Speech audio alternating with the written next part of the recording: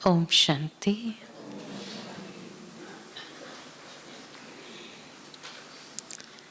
बाबा के इस बेहद घर में विशेष तपस्या करने का चांस मिलना, ये भी एक बहुत सौभाग्य की बात है। उसमें भी बाबा की कर्म भूमि तपस्या भूमि पर तपस्या करने का विशेष लाभ मिला है। और आज का विषय भी है आंतरिक तपस्या। वास्तव में अगर देखा जाए तो तपस्या अर्थात क्या? तपस्या माना ही कि जहाँ एक प्रतिबद्धता हो स्वयं के साथ, स्वयं के साथ एक प्रतिज्ञा हो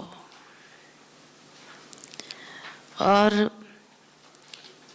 उस प्रतिज्ञा प्रमाण उस अभ्यास को निरंतर रखना।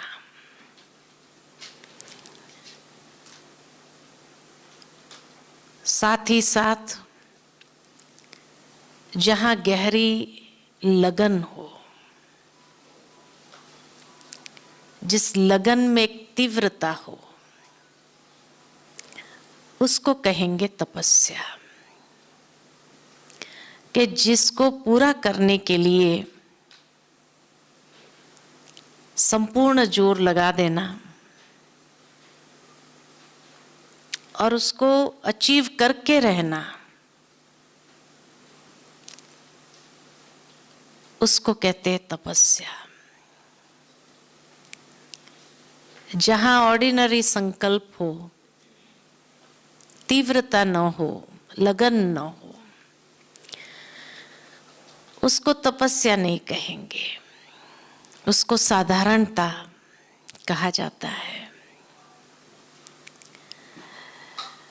तो जो विषय है कि आंतरिक तपस्या, भावार्थ यही है कि जहां हम अंतर मन का एक ऐसा शुद्धिकरण करें और उसके लिए गहन तपस्या करने की आवश्यकता है। क्योंकि ये तो हम सभी जानते हैं, मानते हैं, रोज बाबा के मुरली में भी इस बात को सुनते हैं कि बाबा आया ही है सभी को पतितों से पावन करने के लिए। लेकिन हर एक अपने आप को कितना पावन करता है, ये हर एक की अपनी तपस्या है, अपनी प्रतिबद्धता है, अपने आप से प्रॉमिस है। लेकिन जहां संपूर्ण शुद्धिकरण के लिए हम एक वचनबद्ध हो जाए कि नहीं, मुझे करना ही है, ये हमारी अपनी तपस्या है। आंतरिक शुद्धिकरण के लिए जो बाबा के महावाक्य है कि किन किन बातों के ऊपर हमें ध्यान देने की आवश्यकता है, या कौन सी ऐसी चीज है जिस पर हमारी तपस्या, हमारा पुरुषार्थ गहन हो जाए। तो सबसे पहले आंतरिक तपस्या के लिए आवश्यकता है कि जो ये कर्मेंद्रिय की चंचलता है, इन कर्मेंद्रिय की चंचलता समाप्त हो। क्योंकि बाबा हमेशा कहते हैं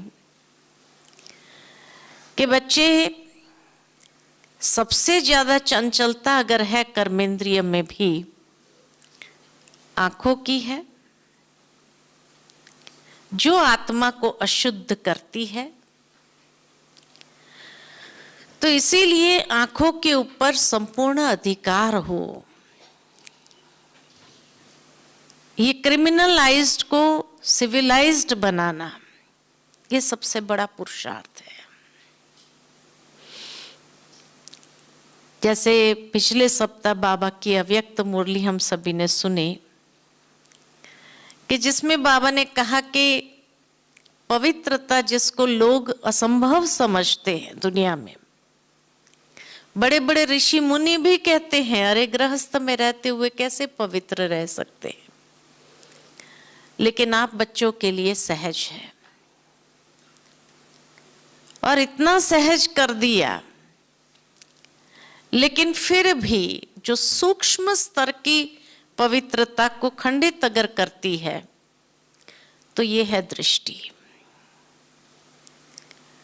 और जहां दृष्टि अगर चलायमान हो गई तो नेचुरल है कि दूसरी इंद्रियां भी उसको फॉलो करती ही है। इसलिए बाबा कहे कि आंखों को सिविलाइज्ड बनाना, ये विशेष अटेंशन या उसके ऊपर अधिकार प्राप्त करना, ये है सबसे पहली तपस्या। दूसरा जो मन का भटकाव है, मन का भटकाव, क्योंकि दृष्टि अगर चंचल है, कुछ देख लिया तो नेचुरल है कि मन को भी चलायमान कर ही देता है। तो स्थूल कर्मेंद्रिय के साथ साथ जो सूक्ष्म इंद्रियां हैं, मन बुद्धि संस्कार, उसके ऊपर भी संपूर्ण अधिकार प्राप्त करना, ये हमारी तपस्या है। इसी का ही विशेष पुरुषार्थ है। मनुष्य का मन अगर चलायमान होता है तो कहां कहां जाता है, कहां कहां जाता है? तीन चीजों के पीछे जाता है। पहली बात, या इच्छाओं में जाता है, ये चाहिए, ऐसा चाहिए, है ना, तो इच्छाओं में चला जाता है। या दूसरा जो कहा, संबंधों में चला जाता है, जिससे अति लगाव है उसकी याद आती है, या जिससे नफरत है उसकी याद आती है, दोनों की याद आती है ना। जिससे नहीं बनता है उसकी भी याद आती है, और जिससे बहुत बनता है उसकी भी याद आती है। तो संबंधों में चला जाता है। और अगर इच्छाएं नहीं, संबंधों नहीं, तो कहां जाता है? तो व्यर्थ में जाता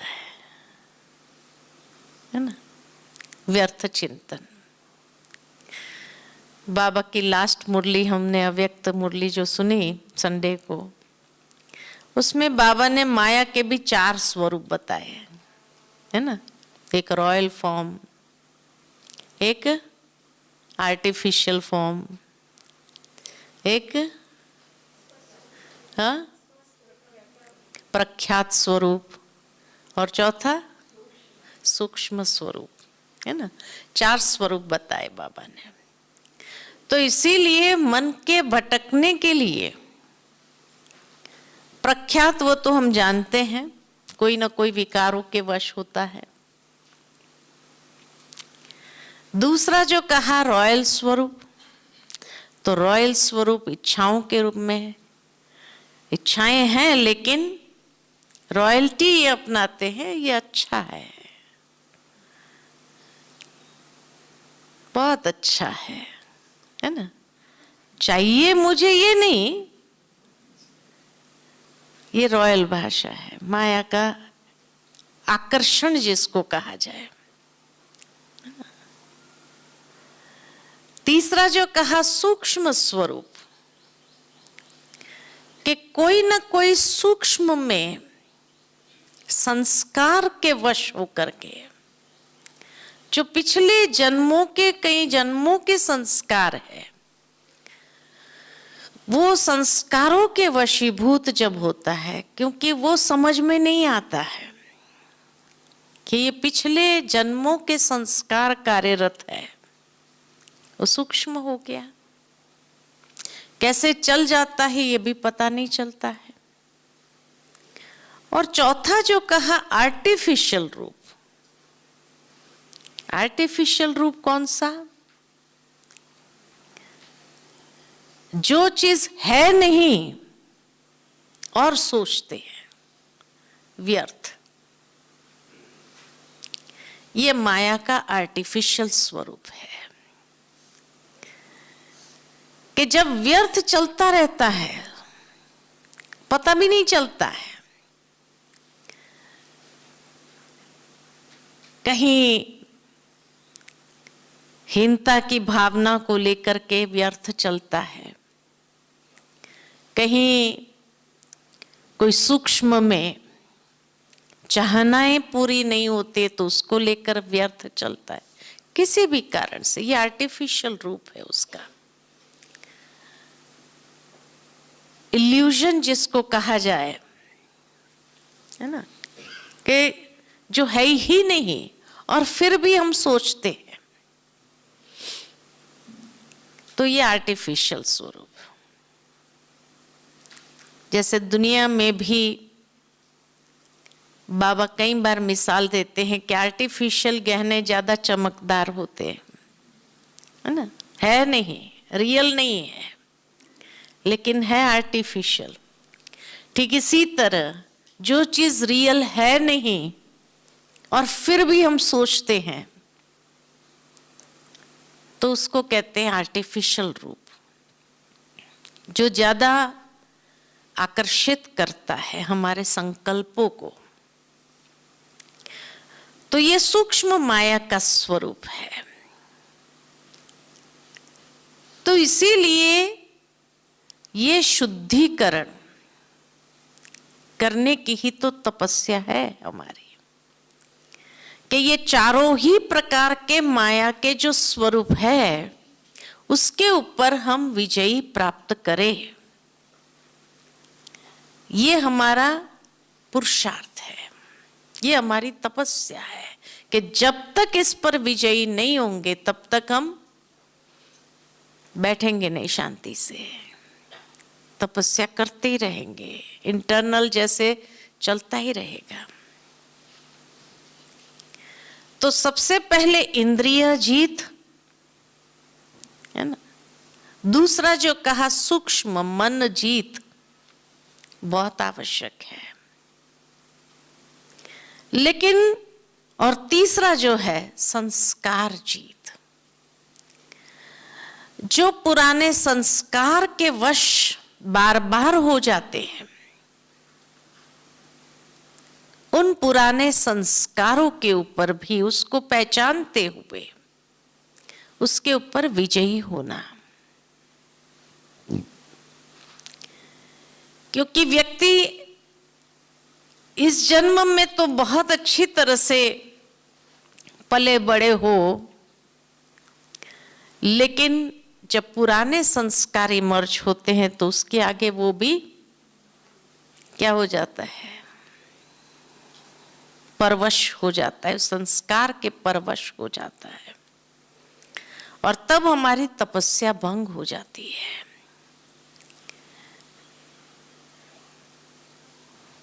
उसके लिए जो बाबा ने कहा, ये तपस्या को फलीभूत करना है मुझे, तो तपस्या बिना त्याग के नहीं हो सकती है। पहला नंबर आता ही है त्याग, तपस्या और सेवा। कि स्वयं की सेवा तभी हम यथार्थ रूप में कर सकते हैं जब तपस्या हो, और तपस्या के लिए आवश्यकता है त्याग। त्याग में भी कौन सी बातें त्याग करनी है, क्योंकि बाबा ने न गृहस्थ का त्याग कहा है, न अपनी जिम्मेवारियों का त्याग करने लिए कहा है, न अपने कर्तव्य का त्याग करने के लिए कहा है, न दुकानदारी छोड़ना है या ये छोड़ना है वो त्याग करने के लिए कहा है, लेकिन ये सारा कुछ करते हुए, निभाते हुए त्याग क्या करना है? ये सारा कुछ करते हुए, निभाते हुए त्याग क्या करना है हमें? तो सबसे पहला आकर्षणों का त्याग। जो सूक्ष्म आकर्षण है दुनिया के अंदर, वो आकर्षणों का त्याग बहुत जरूरी है, क्योंकि ये सूक्ष्म आकर्षण ही तो बार बार हमें खींचते हैं। इसलिए रहना उसी गृहस्थ में है ना? उसी जिम्मेवारियों को निभाना है, सब कुछ करना है। खरीदारी करने के लिए मॉल में भी जाओ, लेकिन मॉल में जाने के बाद जो आकर्षण है, जो प्रलोभन है, मान लो कि किसी को घर से पैसा दिया जाए कि ये रखो अपने पास, जब खर्च करने की इच्छा हो, 2000 5000 दे दिया और आप मॉल में चले गए, तो क्या होता है? खत्म हो जाता है, पक्का खत्म हो जाता है कि नहीं होता है? कई बार तो हम ऐसे आकर्षित हो जाते हैं, काम की चीज नहीं है, कोई बात नहीं, पड़ी रहे, है ना, तो घर को गोडाउन जरूर बना देंगे। काम की नहीं है भाई, क्या काम के? अरे आएगा काम, जब समय आएगा तब आ जाएगी काम पर। अरे भाई जब समय आएगा तब लेके आना था, पुरानी हो जाएंगी वो। नहीं कोई बात नहीं, मना वहां का सामान घर में भले गोडाउन बन जाए, रखने की जगह ना हो, इधर उधर हो जाए फिर, लेकिन उसको लाके खरीद करके रखना जरूर है। आकर्षण, उसका त्याग, क्योंकि ये आकर्षणों का त्याग नहीं होगा तो बुद्धि भटकती रहेगी, बार बार जाती रहेगी उन चीजों में। और अगर उनके लिए व्यवस्थित जगह नहीं है घर में और टूट फूट जाए तो क्या होगा? संकल्प चलेगा फिर, है ना? तो आवश्यकता है कि ये सबसे पहला त्याग, आकर्षण का त्याग। रहना पुरानी दुनिया में ही है, जिम्मेवारियों को संभालना भी है, लेकिन सब कुछ करने के बाद भी बुद्धि ना जाए। क्यों? क्योंकि बाबा ने हमें ये बात जरूर सिखाई है कि बच्चे सादा जीवन, उच्च विचार रखो। विचार जरूर ऊंचे रखो, लेकिन जीवन हमारा सादगी पूर्ण हो, है ना? सादगी वाला जीवन बाबा ने गृहस्थ व्यवहार में भी रहते हुए सादगी का जीवन अपनाने के लिए कहा है। और सादगी के जीवन के लिए, हाँ, बाबा ने कहा फटा हुआ नहीं पहनना है, भले चत्ती लगा करके पहन, लेकिन रॉयल्टी जरूर हो। लेकिन आकर्षणों में आकर के ये भी चाहिए, वो भी चाहिए, ये भी चाहिए, लेते जाओ, है ना, ये नहीं हो। संग्रह वृत्ति जिसको कहा जाए, वो नहीं करना है। तो सादा जीवन हो, और उसके लिए ये आकर्षणों का त्याग जरूर करना है हमें, है ना, कि भाई अभी सस्ता मिल रहा है, बाद में फिर महंगा हो जाएगा, इसलिए लेके रख लो, क्या जरूरत है? तब कहा कि आकर्षण का त्याग। दूसरा, सूक्ष्म अभिमान का त्याग। मैंपन का, मेरेपन का त्याग, ये बहुत आवश्यक है। क्योंकि ब्राह्मण जीवन अगर तपस्या जीवन है, हम है ही तपस्वी राज ऋषि, जिसका अपनी इंद्रियों के ऊपर भी संपूर्ण राज्य हो और ऋषि भी हो। तो इसीलिए बाबा कहे कि सूक्ष्म में जो अभिमान है उस अभिमान का त्याग जरूर करना है, क्योंकि वही हमारे मन को बहुत विचलित कर देता है। अगर सूक्ष्म में अभिमान है तो जब तक उस अभिमान की पूर्ति नहीं होती है तो उस तपस्या में लग जाते हैं कि कैसे भी करके उसकी पूर्ति जरूर हो, जिससे हमें सेटिस्फैक्शन प्राप्त हो। कल बाबा की मुरली सुनी हम सभी ने, तो बाबा ने कहा कि तुम इतने भाग्यवान बच्चे हो, भाग्य विधाता द्वारा भाग्य प्राप्त किया हुआ है, सर्व प्राप्तियां तुम्हें है तो संतुष्टि है। लेकिन उसका अनुभव करने के बजाय जितना हम देह अभिमान की पूर्ति करने के लिए अपने समय, श्वास, शक्ति लगा देते हैं, यानी उस तपस्या में लग जाते हैं, तो कहीं ना कहीं वो हमें दर्द के सिवाय और कुछ नहीं देगा। इसलिए बाबा कहे ये सूक्ष्म अभिमान देहभान के बदले अब आवश्यकता है देही अभिमानी बनने की या आत्म अभिमानी बनने की। बाबा की साकार मुरलियां भी जो चल रही है, उसमें शायद कल की मुरली, जो आने वाले कल की मुरली है, ये देह अभिमान देही अभिमानी की पूरी मुरली उसी के ऊपर बाबा ने चलाई है कि बाबा आया ही है तुम बच्चों को ये तपस्या कराने कि बार बार जो बुद्धि देही अभिमानी के बजाय देह अभिमान में खिसक जाती है, आत्म अभिमानी की तपस्या से खिसक करके देह अभिमान में आ, क्योंकि इतने जन्मों का संस्कार है ना, देह के साथ हमारा विशेष लगाव है, इसीलिए बार बार बुद्धि इस तरफ चली जाती है। तो तपस्या हमारी यही है कि अब उस तरफ न जाए, लेकिन आत्म अभिमानी बनने का अभ्यास हमारा विशेष चलता रहे। बार बार अगर अटेंशन गायब हो जाता है, देहभान के तरफ भी अगर चले जाते हैं, तो बार बार उस अटेंशन को जागृत करते हुए उसको वापस ले आना इस तरफ। तो बाबा कहे कि ये हमारी तपस्या है, और जिस दिन निरंतर हो जाए, निरंतर देही अभिमानी स्थिति हमारी बनने लगे, या अधिकतर समय हमारी देही अभिमानी स्थिति का बनने लगे, तब लास्ट समय का जो क्वेश्चन होगा, कितना समय का होगा?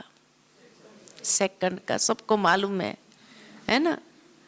ये यूनिवर्सिटी इतनी यूनिक है कि यहाँ फाइनल क्वेश्चन सबको पता है और आंसर भी पता है, उसके बाद भी फेल हो जाते हैं, खाली 8 ही पास होते हैं।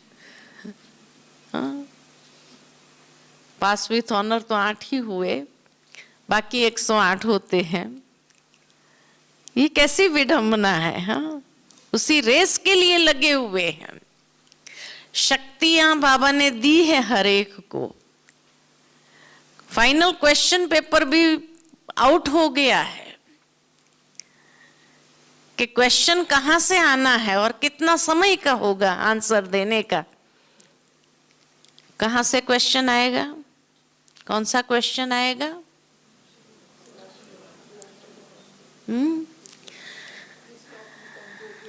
जिस बात की कमजोरी होगी वहां से पेपर आएगा। जिस बात की कमजोरी होगी, आज वो भले छोटी दिखाई दे, लेकिन पेपर वहीं से आना है। वो कमजोरी ही उस वक्त इतना विकराल रूप धारण कर लेंगी, और उस पेपर का जवाब देने का समय 1 सेकंड है। इसलिए बाबा कहे अभी अटेंशन ये देना है कि छोटे से छोटी कमजोरी मेरी कहाँ है, उसको आइडेंटिफाई करते हुए उसके ऊपर मुझे काम करना है। यही तपस्या है मेरी। उसको समाप्त करने के लिए जो पुरुषार्थ करना है, ताकि अंतिम समय हमारी स्थिति ऐसी हो जाए जो एकदम डिटैच, न्यारा और प्यारा। न्यारा हो गए और बाबा के प्यारे बस एक सेकंड में जैसे अलग हो गए। अलग हो करके चाहे वो संबंध हो, मोह हो तो नष्ट, मोहा होना सहज हो जाए, चाहे वो कोई बात की आसक्ति हो, चाहे वो कोई लगाव हो, चाहे कोई झुकाव हो, है ना, कोई भी बात, उससे एक सेकंड में डिटैच होना। तो ये अभ्यास अभी से ही तो करना पड़ेगा कि छोटी छोटी बातों को लेकर देखो डिटैच हो सकते हैं। किसी ने कुछ बात कह दी, क्योंकि तीसरा त्याग यही है, नाम मान शान का त्याग। हर एक इच्छा रखते हैं कि थोड़ा तो मान मिले, है ना। जैसे बाबा ने कहा, भाई बहन ने पूछा नहीं, ये पूछा नहीं, ये भी तो एक इच्छा है ना। कितना डिस्टर्ब हो जाते, भाई थोड़ा पूछ लेते थे, हमें क्या जाता था उनका। लेकिन ये भी अपेक्षा क्यों? क्योंकि ये छोटी अपेक्षा भी आज है, लेकिन कल को यही दर्द देने के लिए निमित्त बनेगी, है ना। इसलिए अभी कोई अपेक्षा नहीं, किसी से भी कोई अपेक्षा नहीं। क्यों? क्योंकि हर आत्मा अपने अपने ही संस्कारों को मिटाने में लगे हुए, चाहे वो बहन ही क्यों ना हो, वो भी तो पुरुषार्थ कर रही है ना। अभी फाइनल स्टेज आ रही, तो हर एक का अटेंशन खुद पर होगा या दूसरे पर होगा कि भाई इसको पूछे, इसको पूछे, इसको पूछे, क्या करेंगे। हर एक अपने आप को संभाले ना। तो इसलिए अब इस अपेक्षा से भी अपने आप को न्यारा कर देना है। और इसीलिए एक संकल्प भी मुझे न आए, ये मेरी तपस्या, कि लास्ट मोमेंट का पेपर यही है। ये समझ लो कि जहां कोई ना कोई अपेक्षा होगी, वहीं से पेपर आना है। अगर मुझे इस बात की फीलिंग आती है कि भाई इसने मुझे पूछा नहीं, उसने मुझे कहा नहीं, मेरी महिमा नहीं किया, या उसने मेरे कम से कम अप्रिशिएट नहीं किया, तो क्या होगा? डिटैच होना स्वाभाविक होगा। इसलिए अभी कोई भी बात जीवन में आए, उस समय यही अगर सोच ले, ड्रामा बहुत कल्याणकारी है, इसमें भी कल्याण है, इसमें भी कल्याण है ना। वो राजा अकबर की और बिरबल की कहानी हम सुनाते रहते हैं कि भाई उसकी अंगुली कट गई, और ये अपेक्षा हुई उसको भी कि भाई बिरबल ये सहानुभूति दिखाए, और उसने कह दिया कि जो हुआ अच्छा हुआ। बस उस बात को लेके गुस्सा आ गया। तो कहीं हमारे अंदर भी वो संस्कार तो नहीं है कि कोई छोटी बात को लेकर के जहां हम सहानुभूति चाह रहे हैं किसी से, और उसने सहानुभूति के 2 शब्द मुझे नहीं कहे, क्योंकि ये सूक्ष्म बातें हैं। नाम मान शान के त्याग में ये सूक्ष्म बातें हैं, जहां हमें कम से कम, हम इंसान हैं, सहानुभूति तो हो। ये जो एक फीलिंग अंदर आई, ये भी कहीं ना कहीं हमें फेल जरूर करेगी। इसीलिए इस अपेक्षा से भी अपने आप को डिटैच कर देना, ये है फाइनल पेपर में पास होने की विधि। एक सेकंड में डिटैच हो जाओ, इसमें भी कल्याण है। अरे बाबा इतना ध्यान रख रहा है, बाबा इतनी सहानुभूति दर्शाता है सूक्ष्म में, फिर हमें इंसान से क्यों अपेक्षा हो? बाबा बैठा है ना। जहां इंसान से अपेक्षा हुई, वहां बाबा गायब हो जाएगा। इसीलिए बाबा जहां ध्यान रख रहा है वहां इंसान से फिर अपेक्षा नहीं रहती है हमें। इसलिए आवश्यकता है कि हर बात के अंदर देखो, 1 सेकंड में डिटैच हो सकते हैं, न्यारा हो सकते हैं। ये अभ्यास हमारा जितना पक्का होगा, किसी ने सहानुभूति नहीं दिखाई, बहुत अच्छा, कोई कार्मिक अकाउंट नहीं है मेरे, कर्मातीत बनना मेरे लिए सहज है। अगर ये अपेक्षा रखी और किसी ने सहानुभूति दिखाई और चलो, हाँ, तो ये भी एक सूक्ष्म कार्मिक अकाउंट तो क्रिएट हो गया ना। क्योंकि बाबा के बनता तभी है जब कोई कार्मिक अकाउंट नहीं रहता है, लेकिन उसके बाद यहां हम बहुत बनाते हैं। बाबा के बनने के बाद बहुत बन जाते हैं। इसलिए आप याद करो, जिस दिन आप बाबा के पास आए, दिल से ये निकला मेरा बाबा, और क्या महसूस किया? जैसे उड़ती कला, एकदम हल्के हो गए, जैसे उड़ने लगे। ये फीलिंग आई थी बाबा के बनने के समय। और क्या कहते कई लोग, जो शुरू शुरू में वो दिन थे ना बचपन के, जैसे उड़ते थे हम, धरती पर नहीं चलते, भगवान मिला, उसका नशा और खुशी कैसी थी। और आज क्या हो गया? वो नशा खुशी गायब हो गई, जैसे धरती पर है हम, ये फीलिंग आने लगे। कारण क्या?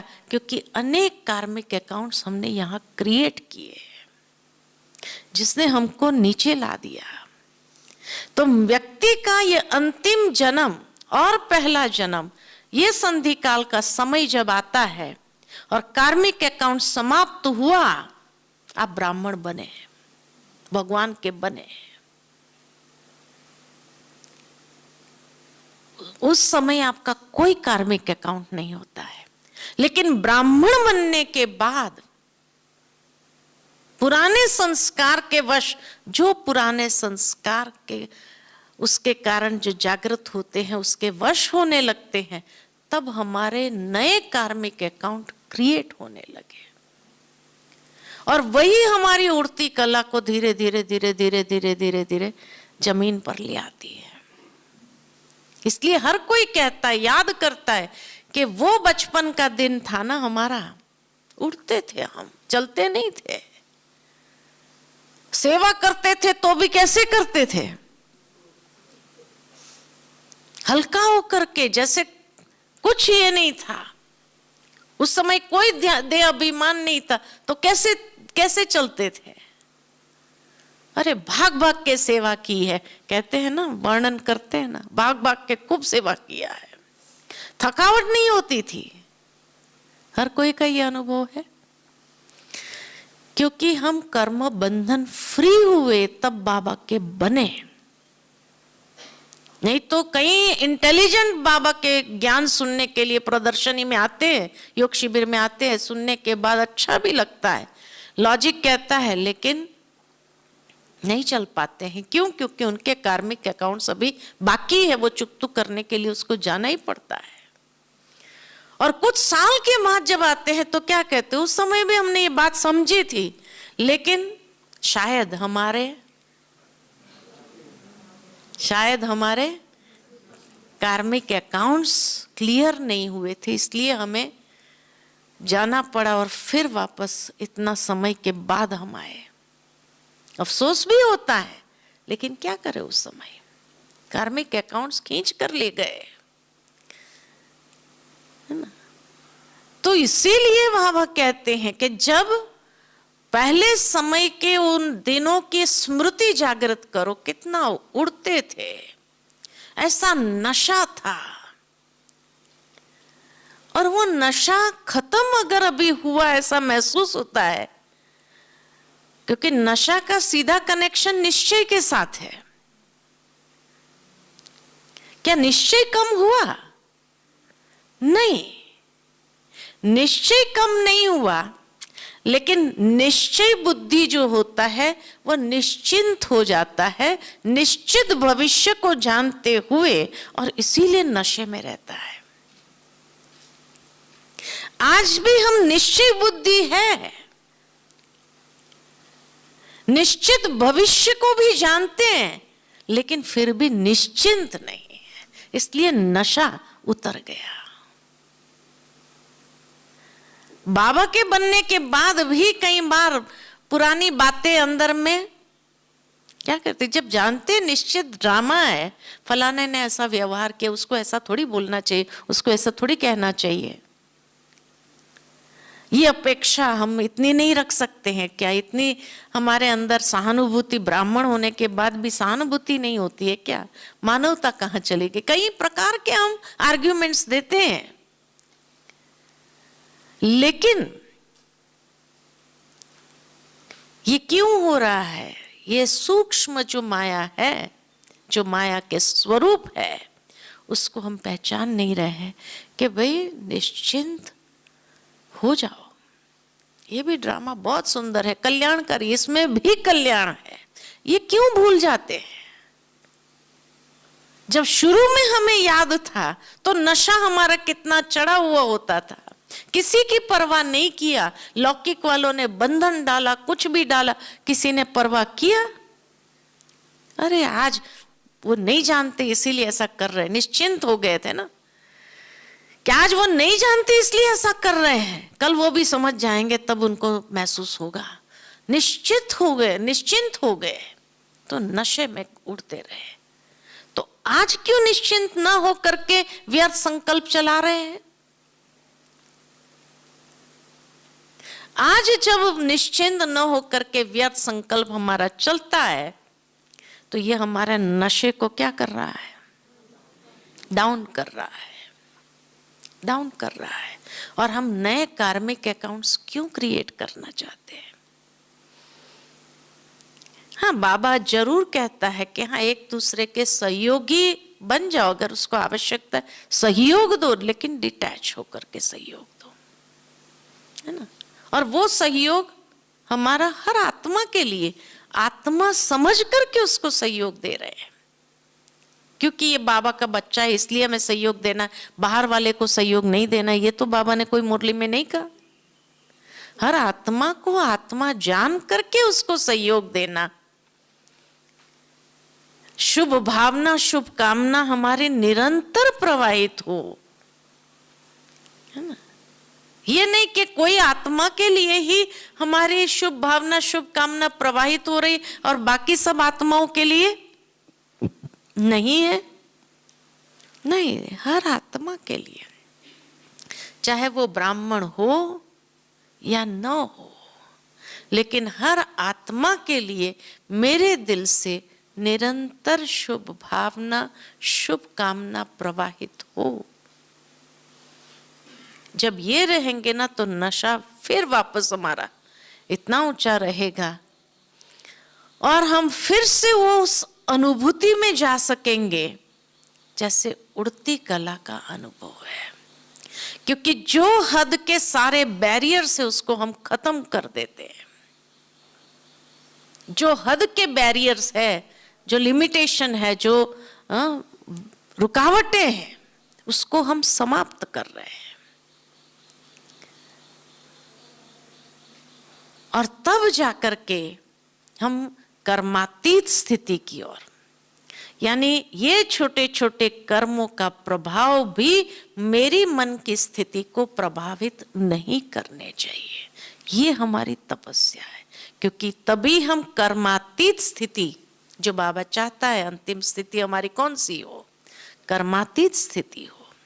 अभी कर्म योगी है, लेकिन कर्म योगी से ही तो कर्मातीत बनेंगे।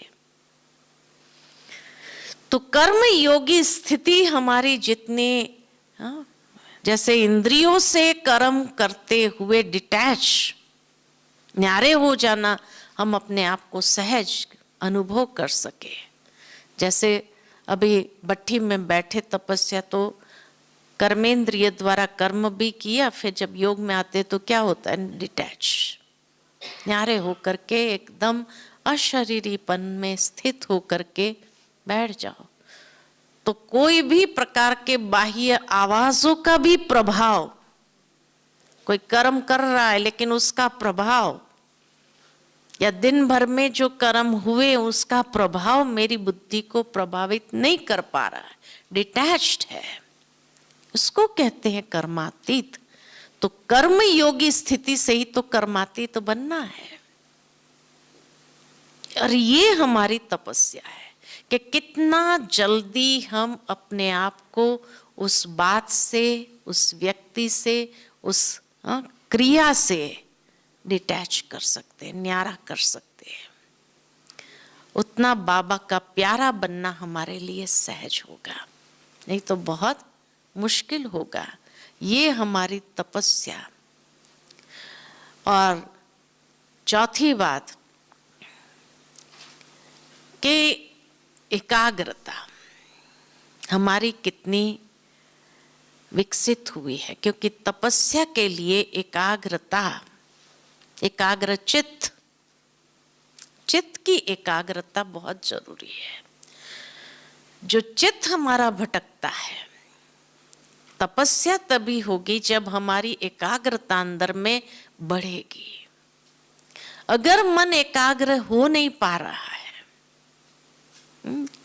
एकाग्रता अर्थात जिस कर्म में जो संकल्प है उसमें हम स्थित होकर के वो करें, वो है एकाग्रता। कर्म की एकाग्रता वही है कि जो कर्म आप कर रहे हैं उसमें आपका ध्यान लगे, उसको कहते हैं वो कर्म की एकाग्रता। इसी प्रकार जब योग में बैठे तो योग में आपका ध्यान लगे, इधर उधर न जाए, विचलित न हो, वो है योग की एकाग्रता। एक बच्चा अगर स्टडी कर रहा है तो स्टडी पर उसके ध्यान एक टिक हो जाए, वो चित्त उसका वहां फिक्स हो जाए, उसको कहते हैं उसकी पढ़ाई में एकाग्रता। तो जो भी कर्म कर रहे हैं हम, उस कर्म में हमारा चित्त स्थिर हो जाए, ये है एकाग्र चित्त। और ये एकाग्रता ही हमारी तपस्या को सफल करेगा। अगर ऐसी एकाग्रता नहीं है तो तपस्या सफल नहीं होती है। इसी तरह कर्म करते हुए जितनी हमारी देही अभिमानी स्थिति है, और देही अभिमानी स्थिति में स्थित होकर के हम तभी अपने चित्त को एकाग्र कर सकते हैं। इसलिए बाबा बार बार हमें अभ्यास करने के लिए कहते हैं, देही अभिमानी स्थिति का अभ्यास करो, आत्म अभिमानी स्थिति का अभ्यास करो, क्योंकि यही हमारी एकाग्रता को विकसित करने में बहुत मदद करती है। जैसे मैंने ये एग्जाम्पल पहले भी सुना है कि एक बार दो माताएं जो थी, बाबा दिल्ली गए थे और दिल्ली में रजौरी में बाबा क्लास कराते थे प्रतिदिन सुबह।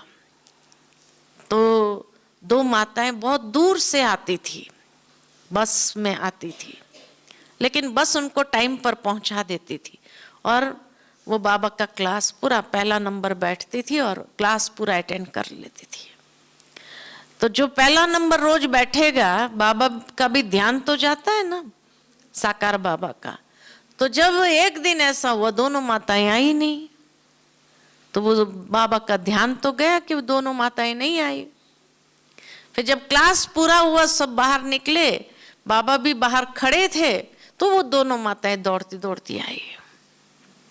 बाबा ने पूछा, बच्चे क्या हुआ, अभी आ रही है? कहा बाबा क्या करे, आपकी याद में बैठे थे ना, तो बस स्टॉप कब चला गया ना पता ही नहीं चला, इसलिए लास्ट स्टॉप पर गए, फिर वहां से आए तो क्लास ही पूरा हो गया। तो बाबा ने क्या कहा, बच्चे अगर बाबा की याद में होते थे ना तो स्टॉप जाता ही नहीं था। ये है एकाग्रता, ये है एकाग्रता कि बाबा की याद में होते थे तो बाबा की टचिंग ऐसी मिलती थी कि बच्चे तुम्हारा स्टॉप आ गया, है ना, उतर जाते थे। बुद्धि की लाइन अगर क्लियर है, बाबा के याद में बैठे, बुद्धि की लाइन क्लियर है, तो बाबा टच न करे ये हो सकता है। इसीलिए बाबा कहते हैं कि जब याद में रहकर कर्म करो तो ऐसा कर्म करो कि बुद्धि की लाइन इतनी क्लियर हो कि कुछ भी होना होता है उसके पहले ही जैसे वो टचिंग आती है और हम साइड हो जाते हैं, साइड हो जाते हैं। ये है एकाग्र चित्त, इसको कहते एकाग्रता, क्योंकि तपस्या के लिए बहुत आवश्यक है एकाग्र चित्त हो जाए। और तपस्या के लिए अगर बुद्धि मन संबंधों में जाता है तो सर्व संबंधों का रस एक बाबा से लो। इतनी लगन हो बाबा के साथ की, प्रीत हो। जब प्रीत है, सर्व संबंध हमारे बाबा के साथ है, अगर संबंधों में ही भटकाना है मन को तो दैहिक संबंधों में भटकाने के बजाय बाबा के साथ सर्व संबंधों में मन को लगा दो। वो लगन ऐसी हो जाए कि बस मन लगा रहे, कोई भी कर्म करते हुए भी उस संबंध का सुख लेते रहे, है ना।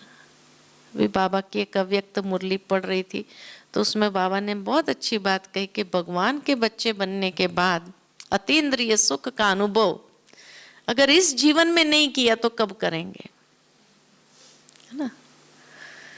अतीन्द्रिय सुख का अनुभव क्यों नहीं हो पा रहा है? क्योंकि कोई न कोई स्थूल भौतिक सुख मन को खींच रहा है। तो अतीन्द्रिय सुख का अनुभव कहां से होगा? इसलिए ये देखना है कि कोई भौतिक दुनिया का सुख मेरी बुद्धि को खींचता तो नहीं है। तो इसीलिए सर्व संबंधों का सुख एक बाबा से अनुभव हम करें, वो रसना ऐसी बैठ जाए जो मन और कहीं जाए ही नहीं। ठीक है, तो ये है आंतरिक तपस्या, जिससे हमारे संस्कारों का शुद्धिकरण, मन का शुद्धिकरण, आत्मा का शुद्धिकरण सहज हो जाए। अच्छा, ओम शांति।